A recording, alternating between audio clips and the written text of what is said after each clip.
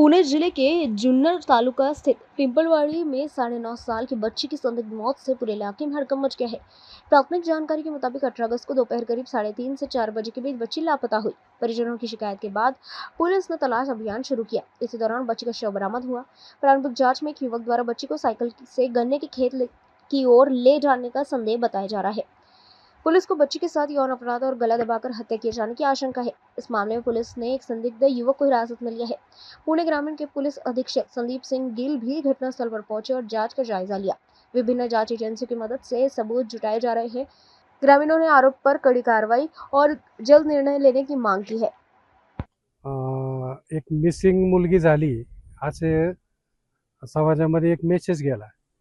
त्याच्यानंतर त्या घरच्यांनी साधारणतः 1-2 तास 4 वाजेपर्यंत शोधण्याचा प्रयत्न केला, परंतु त्यानंतर घरच्यांनी तक्रार दिल्यानंतर डिपार्टमेंट इथं हजर झालं आणि डिपार्टमेंट बरोबर आम्ही सगळे त्यांच्याबरोबर मदत करत होतो। इकडचे ओढे असतील, विहिरी असतील किंवा ऊसाचं शेत असेल, ह्या सर्व ठिकाणी आम्ही त्यांना शोधण्याचा प्रयत्न केला, परंतु ते काही हाती यश येत नव्हतं। नंतर ह्या रोडला जेवढे CCTV कॅमेरे आहेत खाजगी मालकीचे, ते सगळे कॅमेरे आम्ही चेक केले डिपार्टमेंटच्या सहाय्यानं, तरी त्या कॅमेऱ्यामध्ये काही त्याचा शोध लागत नव्हता। नंतर साधारणतः 8च्या दरम्यान संशयित एका आरोपीला त्यांनी ताब्यात घेतलं डिपार्टमेंटनी आणि ताब्यात घेतल्यानंतर त्याला त्यांनी त्यांच्या पद्धतीने विचारल्यानंतर तिथं पिंपळवंडीचं लेंडेस्थळ आहे, त्या लेंडेस्थळाचा एक ओढा आहे, त्या ओढ्याच्या कडेला त्यांनी तिथं त्या चिमुरडीला तिचं काय म्हणू आपण त्याला अत्याचार करून तिचा खून केल्याचं निष्पन्न झालं आणि त्यांनी ते जागा स्पॉट दाखवला आणि त्याच्यानंतर ते क्लिअर झालं का ह्या व्यक्तीनेच हे सगळं केलेलं आहे। त्याच्यानंतर फॉरेन्सिक लॅबची टीम आल्या, पोलीस डिपार्टमेंट आले, ओतूरचे असतील, आळेपाट्याचे असतील, नारायणगावचे असतील, सर्व आमच्या लेंडेस्थळातल्या सगळं युवकांनी आणि ज्येष्ठांनी सगळ्या डिपार्टमेंटला सहकार्य केलं।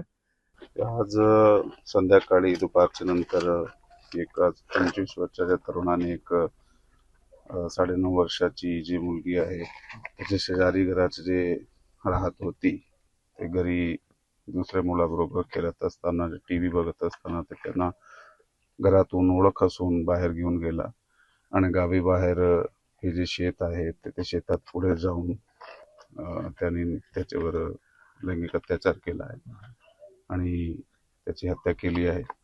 ह्याचा जे आरोपी आहे त्याला ताब्यात घेण्यात आलेला आहे आणि पुढील जे तपास आहे ते चालू करण्यात आलेला आहे। सध्या आमची फॉरेन्सिक टीम जागेवर आहे आणि त्या जागेचा पंचनामा पाहणी हे चालू आहे आणि वैद्यकीय तपासणी जी आहे त्याची प्रोसेस सुद्धा चालू आहे।